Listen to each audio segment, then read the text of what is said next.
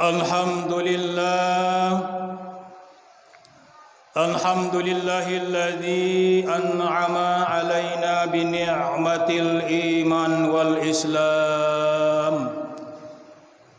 أشهد أن لا إله إلا الله وحده لا شريك له، وأشهد أن محمدا عبده ورسوله بشيرا ونذيرا وسراجا منيرا. اللهم صل وسلم وبارك على سيدنا محمد وعلى آله وصحبه أجمعين. أما بعد، فيا أيها المسلمون، إني أوصيكم وإياي بتقوى الله فقد فاز المتقون. اتقوا الله حق تقاته ولا تموتن إلا وأنتم مسلمون. قال الله تعالى في القرآن الكريم: أعوذ بالله من الشيطان الرجيم، بسم الله الرحمن الرحيم. يا أيها الذين آمنوا إذا نودي للصلاة من يوم الجمعة fas'au ila dzikrillahi wa zarul bai'. Dzalikum khairul lakum in kuntum ta'lamun. Shadaqallahul azim. Kaum muslimin sidang jamaah Jumat yang berbahagia. Pertama dan utama sekali, marilah kita persembahkan rasa puji dan syukur kehadirat Allah Subhanahu wa taala.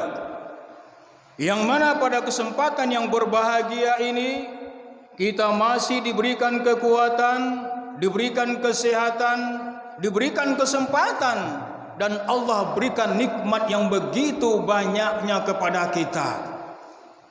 Sehingga dengan nikmat-nikmat Allah itu kita dapat melangkahkan kaki, mengayunkan tangan untuk datang ke rumah Allah ini dalam rangka melaksanakan kewajiban kita, yakninya salat Jumat secara berjamaah.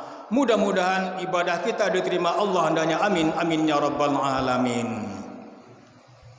Kemudian selawat dan salam kita mohonkan kepada Allah untuk disampaikan kepada Rasulullah sallallahu alaihi wasallam. Allahumma shalli ala Muhammad wa ala ali Muhammad.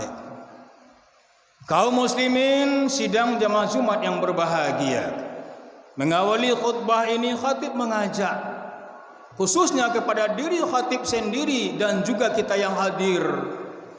Marilah kita untuk senantiasa meningkatkan keimanan dan ketakwaan kita kepada Allah. Iman dan takwa dalam arti kata, apapun perintah-perintah Allah, mari sama-sama kita mengerjakan. Dan apapun larangan-larangan Allah, mari sama-sama kita meninggalkannya. Kenapa? Iman itu sifatnya elastis. Dia bisa naik, dia juga bisa turun. Iman itu akan naik apabila kita melaksanakan perintah Allah, dan iman itu akan turun apabila kita berbuat maksiat. Maka pada kesempatan Jumat yang sangat singkat ini, khatib memberi judul khutbah sesuai dengan ayat yang khatib bacakan di awal khutbah tadi, surat Al-Jumu'ah ayat 9. Maka judul khutbah kita yaitu Allah memanggil orang-orang yang beriman. Allah Subhanahu wa taala adalah sang pencipta alam semesta, termasuk di dalamnya kita manusia yang diciptakan oleh Allah. Dari sekian ciptaan-ciptaan Allah, maka kita manusia termasuk ciptaan yang sangat baik. Allah berfirman dalam surat At-Tin ayat 4, laqad khalaqnal insana fi ahsani taqwim. Dan sungguh kata Allah, kami ciptakan manusia itu dalam bentuk yang sebaik-baiknya. Kalau kita bandingkan dengan ciptaan Allah yang lain seperti malaikat, malaikat tidak punya hawa nafsu. Kita bandingkan dengan hewan, hewan tidak punya akal dan pikiran, tetapi manusia lengkap. Ada hawa nafsu, ada akal dan pikiran, ada hati, ada rasa dan karsa. Maka karena manusia mempunyai akal dan pikiran, maka otomatis manusia itu bisa membedakan mana yang baik, mana yang buruk. Kaum muslimin Jumat yang berbahagia. Nah, karena Allah yang menciptakan kita manusia, maka mau tidak mau, suka tidak suka, kita wajib menyembah kepada Allah Subhanahu wa taala. 17 kali kita membaca, 5 kali sehari semalam. Ini kita ulang-ulang membacanya. Iyyaka na'budu wa iyyaka nasta'in. Kepada Engkau ya Allah kami menyembah, dan kepada Engkau kami minta tolong. Tidak ada kata lain, hanya kepada Allah kita menyembah dan hanya kepada Allah kita minta tolong. Seorang filsuf yang sangat terkenal mengatakan bahwa manusia itu adalah makhluk yang tidak bisa hidup sendiri. Dia butuh Allah dan juga butuh orang lain. Karena butuhnya kita dengan Allah, kita panggil Allah dalam doa-doa yang kita sampaikan kepada Allah Subhanahu wa taala. Tetapi manusia butuh dengan Allah. Mereka berdoa kepada Allah karena manusia itu ada maunya, ada keinginan-keinginannya, maka mereka berdoa kepada Allah Subhanahu wa taala. Nah, apabila keinginan tadi sudah tersampaikan, manusia kembali lupa kepada Allah. Ini terjadi pada zaman Rasulullah. Seorang manusia, hamba Allah yang bernama Sa'labah. Sa'labah itu orang yang miskin hidupnya. Karena miskinnya Sa'labah itu, dia hanya punya satu kain sarung untuk berdua dengan istrinya. Suatu ketika waktu dia sholat, dia tergesa-gesa pulang ke rumah. Kemudian Rasulullah menahan, "Ya Sa'labah, kenapa engkau cepat pulang?" Apa kata Sa'labah? "Ya Rasulullah, aku cepat pulang karena kain sarung yang aku pakai ini ditunggu oleh suamiku untuk sholat." Begitu miskinnya Sa'labah ini. Nah, suatu ketika dia menghadap kepada Rasulullah sallallahu alaihi wasallam untuk minta didoakan agar hidupnya bisa berubah seperti orang kebanyakan. Apa kata Rasulullah? "Ya Sa'labah, jangan engkau minta yang berlebihan kepada Allah. Engkau miliki harta pada hari ini sedikit, engkau syukuri yang sedikit itu, maka itu lebih baik bagimu apabila engkau memiliki harta yang banyak tetapi engkau tidak mensyukurinya, maka engkau menjadi orang-orang yang kufur nikmat." Terus didesak, akhirnya Rasulullah pun berdoa kepada Allah.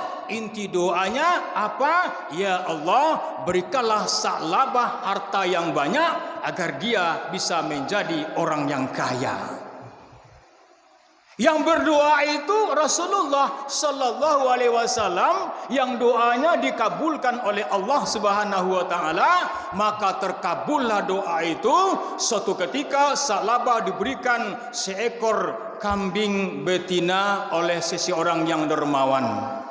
Kambing tadi dipeliharanya, dirawatnya, digembalakannya sampai berkembang biak. Karena banyaknya harta Sa'labah ini, setengah dari kota Madinah pada waktu itu penuh oleh kambing-kambing yang dimiliki oleh Sa'labah. Akhirnya apa? Karena banyaknya ternak Sa'labah tadi, Sa'labah sudah mulai jauh menggembalakan ternaknya di balik bukit sana. Mulailah dia meninggalkan solat zuhur dan asar berjamaah. Terus hari berjalan, terus kambingnya bertambah, dia terus jauh menggembalakan kambingnya. Akhirnya dia tidak pernah lagi sholat zuhur berjamaah. Terus bertambah lagi, semakin jauh, dia pun meninggalkan sholat Jumat berjamaah. Dia hanya berdiri di pinggir jalan menyaksikan orang-orang yang sholat Jumat ke masjid, tapi dia tidak bisa melaksanakan sholat Jumat tersebut karena kesibukannya mengurus ternaknya tersebut.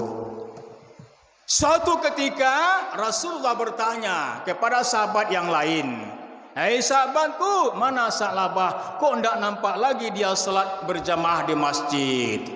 Maka para sahabat menyampaikan, Sa'labah sibuk mengembalakan ternaknya sehingga tidak ada waktu lagi untuk sholat berjamaah di masjid. Allah utus dua orang sahabat untuk mengumpulkan zakat dari Sa'labah. Ternyata utusan tadi ditolak oleh Sa'labah, dia tidak mau memberikan zakatnya. Kemudian dilaporkan kepada Rasulullah. Apa kata Rasul? Celaka Sa'labah, celaka Sa'labah, celaka Sa'labah. Inilah contoh gambaran seorang yang hidupnya miskin kemudian berubah total menjadi orang kaya, tetapi dia lupa kepada Allah, tidak mau menjalankan perintah Allah. Sampai Rasul meninggal pun Rasul tidak mau menerima zakat dari Sa'labah. Lalu kenapa Allah memanggil kita? Bukan kita saja memanggil Allah, Allah pun memanggil kita. Karena Allah itu ingin kita mendekat. Karena Allah itu dekat, Allah itu tidak jauh. Memang Allah tidak bisa kita lihat, ya, tetapi kita yakin Allah melihat apa yang kita kerjakan. Inilah yang dikatakan ihsan. Suatu ketika Nabi ditanya oleh malaikat Jibril, ya, dari sekian pertanyaan itu ada satu, yaitu ihsan. Engkau beribadah kepada Allah seolah engkau tidak melihat Allah, tetapi Allah akan melihat engkau. Apakah Allah itu jauh atau dekat? Allah dekat. Allah berfirman dalam surat Al-Baqarah ayat 185. Bismillahirrahmanirrahim. Wa iza sa'alaka ibadi anni fa inni qarib ujibu da'wata da'i iza da'an falyastajibuli wal yu'minu bi la'allahum yarsudun. Hei Muhammad, sekiranya ada hamba-hambaku bertanya kepadamu tentang aku, maka jawablah aku dekat. Aku mengabulkan doa orang-orang yang berdoa kepadaku dengan syarat mereka melaksanakan perintahku dan mereka beriman kepadaku agar mereka mendapatkan kebenaran. Begitu dekatnya Allah. Lalu seberapa dekatnya Allah dengan kita? Dijelaskan dalam surat Qaf ayat 16. Bismillahirrahmanirrahim. Laqad khalaqnal insan na'lamu ma tuwaswisu bihi nafsah. Kami yang menciptakan manusia itu, kata Allah, dan kami tahu apa yang dibisikkan dalam hatinya. Berbisik saja kita, Allah tahu, apalagi kita berbicara dengan keras. Makanya niat itu cukup dalam hati saja. Kenapa? Wa nahnu aqrabu ilaihi min hablil warid. Dan kami lebih dekat kepada mereka daripada urat leher mereka sendiri. Kasih jemaat yang berbahagia. Dalam hadis qudsi pun dijelaskan yang begitu panjang, ya, Allah mengatakan, Ana indazon abdi bi. Aku berdasarkan kepada sangkaan hambaku. Apabila hambaku ingat kepada aku, kata Allah, maka aku akan ingat pula kepada mereka. Apabila hambaku mengingatku dalam suatu pertemuan yang besar, maka aku akan ingat pula dalam pertemuan yang besar, yaitu di surganya Allah Subhanahu wa ta'ala. Apabila hambaku datang kepadaku sejengkal, maka aku akan datang sehasta. Apabila hambaku datang sehasta, aku akan datang sedepa. Apabila hambaku datang kepadaku dengan berjalan kaki, maka aku akan datang kepada mereka dengan berlari. Begitu dekatnya Allah kepada kita. Nah, hari ini, di siang yang berbahagia ini, kita hadir di masjid menunaikan sholat Jumat berjamaah. Ini karena kita dipanggil oleh Allah melalui suara muazin tadi. Apa kata muazin? Hayya 'alas shalah, marilah kita sholat. Maka orang-orang yang beriman meninggalkan dunianya, meninggalkan segala-galanya, dia menuju ke masjid untuk memenuhi panggilan Allah Subhanahu wa taala, sebagaimana ayat yang kita bacakan surat Al-Jumu'ah ayat 9 tadi. Ya ayyuhallazina amanu iza nudiya lis-sholati min yaumil jumu'ah fas'au ila zikrillahi wa zarul bai' zalikum khairul lakum in kuntum ta'lamun. Artinya, hai orang-orang yang beriman, apabila diseru, dipanggil oleh Allah untuk melaksanakan solat pada hari Jumat, maka tinggalkanlah semua jual beli. Apapun bentuknya jual beli, tinggalkan untuk sementara. Segeralah mengingat kepada Allah. Ini lebih baik bagimu. Ini orang yang beriman. Kenapa? Orang yang beriman itu jangankan membaca, mendengar nama Allah disebut, bergetar hatinya. Bergetar hatinya. Allah berfirman dalam surah Al-Anfal ayat 2. Bismillahirrahmanirrahim. Innamal mu'minuna alladzina iza dzukirallahu wajilat qulubuhum wa iza tuliyat 'alaihim ayatu zaimana yatawakkalun. Sesungguhnya orang-orang beriman itu adalah apabila disebut nama Allah gemetar hatinya. Apabila dibacakan ayat-ayat Allah bertambah-tambah keimanannya, dan kepada Tuhannya lah mereka selalu bertawakal. 9 hari sudah meninggalkan bulan Ramadan. Di bulan Ramadan kemarin pun orang-orang beriman dipanggil oleh Allah untuk melaksanakan ibadah puasa, menegakkan qiyamul lail. Kenapa Allah memanggil orang beriman untuk berpuasa? Karena yang mampu berpuasa itu hanya orang-orang yang beriman. Kalau hanya manusia, belum. Kalau hanya orang Islam, belum. Tanpa iman, orang tidak sanggup melaksanakan ibadah puasa tersebut. Tapi sehari-harinya sering kita dengarkan ibadah yang menyangkut dengan panggilan itu hanya ibadah haji. Sering kita dengarkan apabila ada orang berangkat haji, diantarkan bersama-sama ke masjid, dan kita bertanya kepada orang tersebut, "Bapak, Ibu, kenapa Bapak kok belum juga berangkat menunaikan ibadah haji ke tanah suci Mekah Al-Mukarramah?" Apa jawabannya? Belum ada panggilan. Saya belum dipanggil oleh Allah Subhanahu wa taala. Nah, kalau kita mau dipanggil oleh Allah untuk ke tanah suci Mekah Al-Mukarramah, jangan hanya menunggu panggilan, tapi harus kita action dengan mendaftar.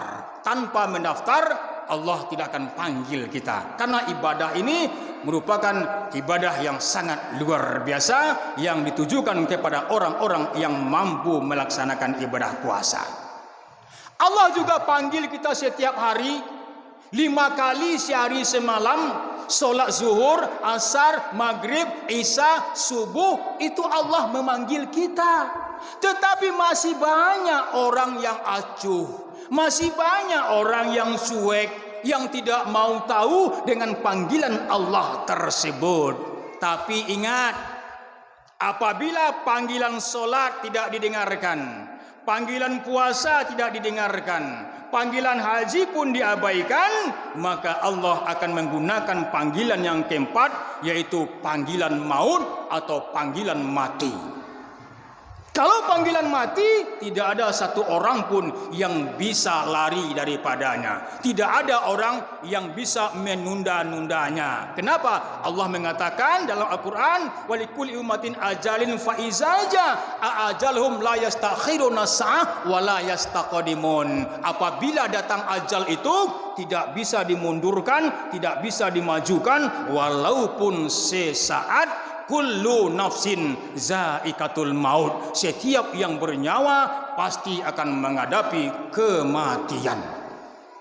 Kematian merupakan akhir hidup kita di dunia dan awal hidup kita menuju kampung akhirat. Ada orang mengatakan kematian itu menyelesaikan urusan dunia, betul. Tetapi urusan akhirat belum diselesaikan. Kenapa? Di situ kita akan menjawab pertanyaan-pertanyaan Allah, dan kita akan mempertanggungjawabkan semua perbuatan yang kita kerjakan. Untung-untung kalau yang baik yang kita kerjakan. Famay ya'mal misqala dzarratin khairan yara wa may ya'mal misqala dzarratin syarran yara. Barang siapa yang berbuat kebaikan, maka kebaikan itu untuk dia. Barang siapa yang berbuat keburukan, kejahatan, maka kejahatan itu juga untuk dia. Siapa menggali lubang, maka dia sendiri yang masuk lubang. Dunia tidak akan lama bagi kita. Jangan ada kita punya cita-cita untuk lama di dunia. Jangan. Allah hanya memberikan waktu yang terbatas. Ada yang 20 tahun, ada yang 40 tahun, ada yang 60 tahun, ada yang 80 tahun. Tidak begitu lama. Di mana kita lama nanti? Yaitu di akhirat. Makanya selagi Allah memberikan kita kesempatan hidup di dunia, kita pergunakan sebaik-baiknya, ya, untuk beribadah kepada Allah Subhanahu wa taala. Jangan sia-siakan kesempatan ini, karena kita di dunia ini bagaikan musafir yang hanya singgah sebentar saja. Suatu ketika ada seorang musafir yang sedang menunaikan ibadah haji ke tanah suci Mekah Al-Mukarramah. Dia melewati padang pasir yang begitu panas dan begitu teriknya. Dia menunggang seekor kuda. Di depannya ada seseorang yang sedang berjalan kaki. Kemudian didekati orang yang berjalan kaki tadi dan dia bertanya, "Wahai bapak, bapak mau ke mana?" "Saya mau ke tanah suci Mekah Al-Mukarramah." "Untuk apa?" "Untuk melaksanakan ibadah haji ke tanah suci Mekah Al-Mukarramah." Musafir tadi terkejut karena Mekah begitu jauhnya, orang ini hanya berjalan kaki. Kemudian dia turun sampai di tempat yang teduh. Singkat cerita, dia bertanya lagi, "Wahai bapak, benarkah bapak ingin ke tanah suci Mekah Al-Mukarramah?" "Benar." "Tahukah bapak Mekah itu jauh? Saya saja pakai kuda nggak tahu kapan akan sampainya. Sementara bapak hanya berjalan kaki. Bapak tidak punya kendaraan, kapan bapak akan sampai?" Maka orang tadi pun tersenyum dan dia menjawab, "Wahai anak muda, perlu engkau ketahui, saya ke tanah suci Mekah Al-Mukarramah ini pakai kendaraan. Engkau hanya seekor kuda kendaraan engkau, tapi aku punya 4 kendaraan untuk menuju tanah suci Mekah Al-Mukarramah." Nah, 4 kendaraan ini bisa kita praktekkan dalam kehidupan kita sehari-hari. Anak muda tadi terkejut, "Bapak, mana kendaraan bapak?" "Enggak ada, yang ada hanya seekor kuda." Dia lihat kanan, lihat kiri, belakang, tidak ada kendaraan kecuali seekor kuda. Dijelaskanlah oleh orang tua tadi, "Wahai anak muda, sekiranya saya selamat sampai ke tanah suci Mekah Al-Mukarramah dan pulang kembali dengan selamat, maka saya gunakan kendaraan yang pertama, namanya kendaraan syukur. Saya bersyukur kepada Allah, Allah berikan kemudahan untuk saya menunaikan ibadah haji ke tanah suci Mekah Al-Mukarramah. Yang kedua, sekiranya dalam perjalanan saya mengalami hambatan, gangguan, cobaan, ujian, mungkin saya sakit dan sebagainya, maka saya pakai kendaraan yang kedua, namanya kendaraan sabar. Saya sabar menerima ujian yang datang dari Allah Subhanahu wa taala dengan tidak menyalahkan Allah." Yang ketiga, hai anak muda, sekiranya dalam perjalanan ini nanti saya tersesat, tidak tahu lagi arah yang akan saya tuju, maka saya pakai kendaraan yang ketiga, namanya kendaraan tawakal. Artinya apa? Menyerahkan diri kepada Allah Subhanahu wa taala. La haula wala quwata illa billahil aliyyil azim. Wahai anak muda, sekiranya dalam perjalanan ini nanti, ya, engkau sampai ke tanah suci Mekah Al-Mukarramah, saya tidak sampai-sampai, maka saya pakai kendaraan yang keempat, namanya kendaraan ridho. Menyerahkan diri kepada Allah dan aku menerima apa keputusan Allah. Itulah yang terbaik bagi Allah. Dengan tidak jadinya saya berangkat ke tanah suci Mekah Al-Mukarramah, mungkin itu yang terbaik bagi Allah Subhanahu wa taala. Nah, 4 kendaraan ini bisa kita praktekkan. Yang pertama, kendaraan syukur. Yang kedua, kendaraan sabar. Yang ketiga, kendaraan kendaraan tawakal, yang keempat kendaraan ridho, menerima apa adanya dari Allah Subhanahu wa taala. Maka anak muda tadi merasa mendapat ilmu dari sisi orang yang sangat luar biasa, dan dia bertanya, "Wahai bapak, siapa engkau sebenarnya?" Maka orang tadi berkata, dia menjawab, "Saya adalah Ibrahim bin Adham, seorang ulama yang terkenal pada waktu itu, yang sedang memberikan ilmu kepada anak muda sebagai seorang musafir." Demikian khutbah singkat kita, semoga bermanfaat untuk diri khatib yang menyampaikan dan bagi kita semuanya. Fa'tabiru ya ulil absar la'allakum turhamun.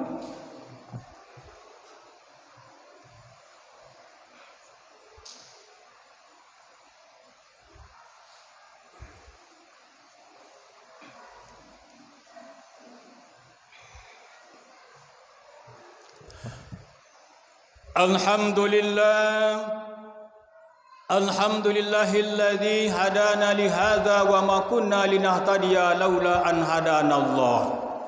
Asyhadu an la ilaha illallah wahdahu la syarikalah wa asyhadu anna Muhammadan abduhu wa rasuluh basyira wa nazira wa sirajan munira.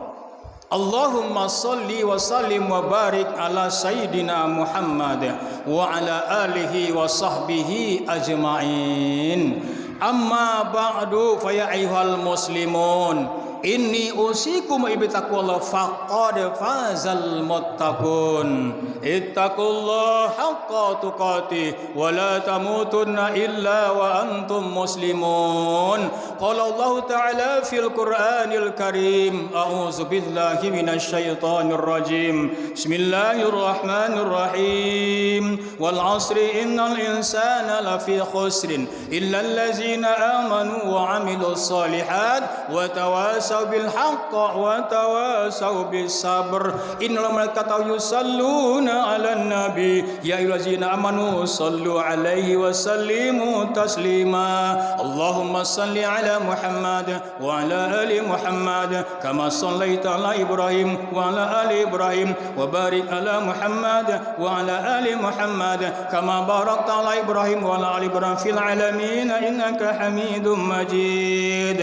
Allahumma fir lil muslimin wal muslimat wal mu'minin wal mu'minat al ahya'i minhum wal amwat innaka sami'un qaribun mujibud da'wat ya qadiyal hajat. Rabbana zalamna anfusana wa illam taghfir lana wa tarhamna lanakunanna minal khasirin. Rabbana innaka antas sami'ul alim wa tub 'alaina innaka antat tawwabur rahim. Rabbana hab lana min azwajina wa zurriyyatina qurratan waj'alna lil muttaqina imama. Rabbana atina fid dunya hasanah wa fil akhirati hasanah wa qina azaban nar. Ibadallah, inna ya'muru bil adli wal ihsan wa ita'i zil qurba wa yanha 'anil fahsya'i wal munkari wal baghi ya'izukum la'allakum tadhakkarun wa la dzikrullahi akbar. Aqimus shalah.